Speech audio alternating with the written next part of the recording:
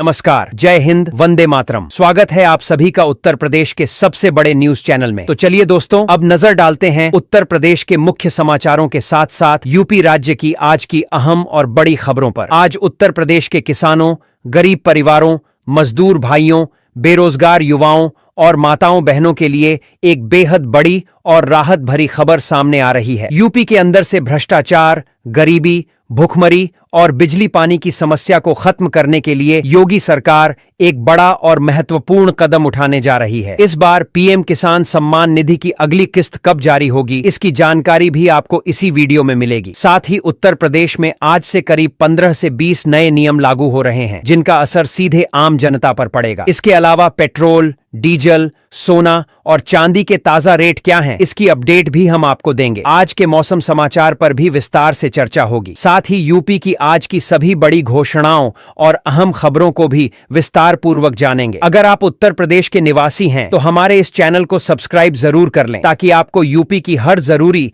और बड़ी खबर सबसे पहले मिल सके। सरकार की जिन योजनाओं का लाभ आप ले रहे हैं, उन योजनाओं को लेकर भी कई बड़े बदलाव किए गए हैं। यदि आपने इन नियमों को नहीं समझा तो आप कई योजनाओं से बाहर भी हो सकते हैं। इसलिए इन नए नियमों की जानकारी आपके लिए बेहद महत्वपूर्ण है। तो आखिर ये नियम क्या हैं? क्या ये आपके ऊपर लागू होंगे या नहीं? इसका पूरा सच जानने के लिए आपको यह वीडियो अंत तक देखना होगा। हर नियम और हर जानकारी आपको एक एक करके विस्तार से बताई जाएगी, इसलिए वीडियो में अंत तक जरूर बने रहिएगा, क्योंकि आपके फायदे से जुड़ी सभी अहम खबरें आपको यहीं विस्तृत रूप में मिलने वाली हैं। तो चलिए अब आपको यूपी की आज की महत्वपूर्ण और बड़ी खबरें फटाफट बता देते हैं।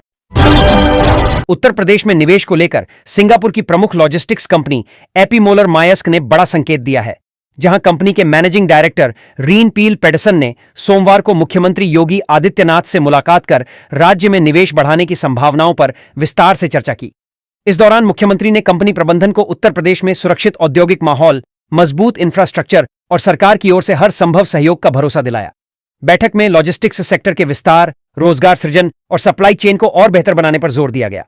उल्लेखनीय है कि एपी मोलर मायस्क पिछले करीब 20 वर्षों से उत्तर प्रदेश में अपनी सेवाएं दे रही है और अब प्रस्तावित नए निवेश से प्रदेश का लॉजिस्टिक्स इकोसिस्टम और अधिक मजबूत होने की उम्मीद जताई जा रही है, जिससे व्यापार और औद्योगिक गतिविधियों को नई गति मिलेगी। उत्तर प्रदेश में वाहन मालिकों के लिए बड़ी राहत की खबर सामने आई है। अब नेशनल परमिट बनवाने के लिए किसी भी वाहन स्वामी को आरटीओ कार्यालय के चक्कर नहीं लगाने पड़ेंगे। परिवहन आयुक्त किंजल सिंह ने स्पष्ट निर्देश जारी करते हुए कहा है कि नेशनल परमिट से जुड़ी पूरी प्रक्रिया अब पूरी तरह ऑनलाइन होगी।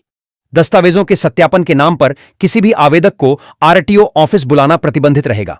इसके साथ ही आरटीओ से मिलने वाली सत्यापित प्रतियों की व्यवस्था भी समाप्त कर दी गई है, जिसे अब वाहन मालिक सीधे संबंधित पोर्टल से डाउनलोड कर सकेंगे। सरकार का कहना है कि इस फैसले से न सिर्फ समय और खर्च बचेगा, बल्कि भ्रष्टाचार पर भी अंकुश लगेगा और व्यवस्था में पारदर्शिता बढ़ेगी। मथुरा के विश्व प्रसिद्ध बांके बिहारी मंदिर कॉरिडोर से जुड़ा मामला अब तूल पकड़ता जा रहा है, जहां स्टील रेलिंग लगाने का ठेका एक मुस्लिम ठेकेदार को दिए जाने पर साधु संतों ने कड़ा विरोध जताया है। इस मुद्दे को लेकर स्थानीय संत समाज में नाराजगी देखी जा रही है और श्री कृष्ण जन्मभूमि संघर्ष न्यास के अध्यक्ष ने मुख्यमंत्री योगी आदित्यनाथ को पत्र लिखकर ठेका तत्काल रद्द करने की मांग की है।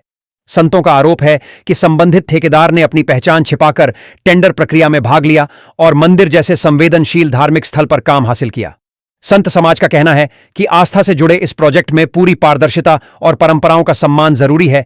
ऐसे में सरकार को इस पूरे मामले की जांच कर उचित निर्णय लेना चाहिए।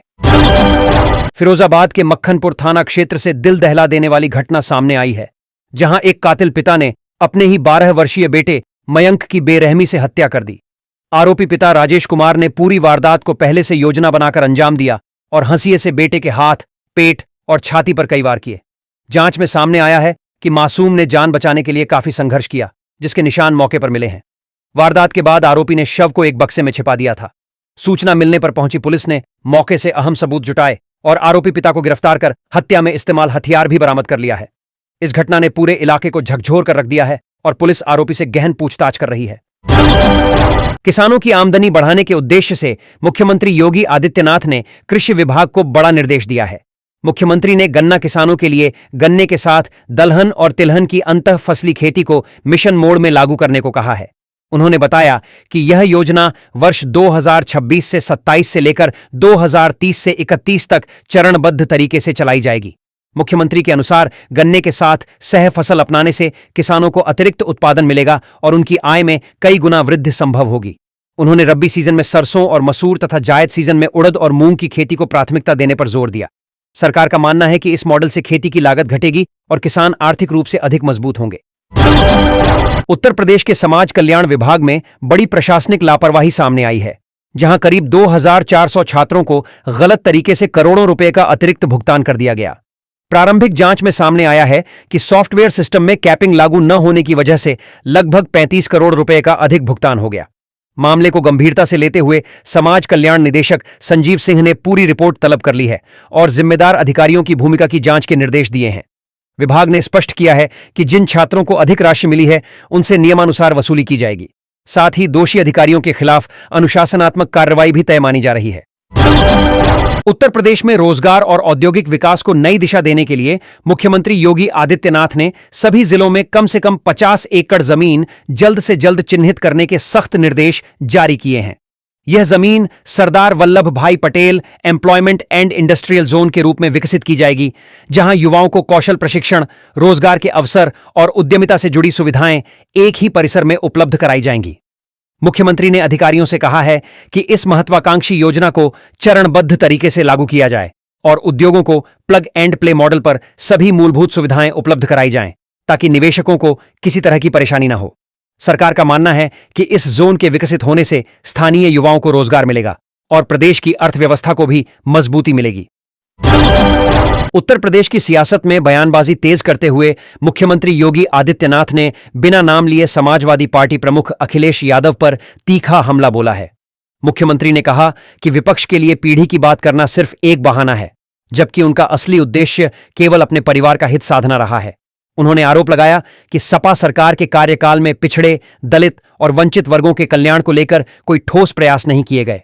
मुख्यमंत्री योगी ने केंद्र सरकार की उपलब्धियों का जिक्र करते हुए कहा कि प्रधानमंत्री नरेंद्र मोदी के नेतृत्व में 25 करोड़ से अधिक लोगों को गरीबी रेखा से बाहर निकाला गया है, जबकि विपक्ष के पास न तो भविष्य की कोई स्पष्ट योजना है और न ही जनता के हित से जुड़ा कोई विजन, इसलिए वह केवल निरर्थक मुद्दों में उलझा हुआ है। इलाहाबाद हाईकोर्ट ने धार्मिक स्वतंत्रता को लेकर एक अहम टिप्पणी करते हुए साफ कर दिया है कि निजी परिसर के भीतर आयोजित होने वाली धार्मिक प्रार्थना सभा के लिए किसी प्रकार की प्रशासनिक अनुमति लेना जरूरी नहीं है।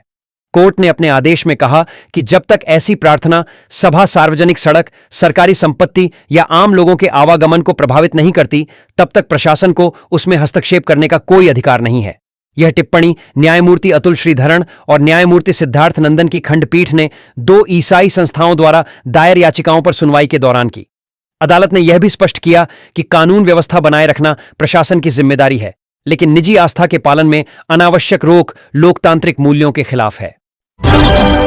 प्रदेश में रोजगार और औद्योगिक विकास को गति देने के उद्देश्य से मुख्यमंत्री योगी आदित्यनाथ ने बड़ा फैसला लेते हुए सभी 75 जनपदों में सरदार वल्लभ भाई Patel employment and industrial zone स्थापित करने के निर्देश दिए हैं। मुख्यमंत्री ने कहा कि हर जिले में इसके लिए कम से कम 50 एकड़ भूमि चिन्हित की जाए।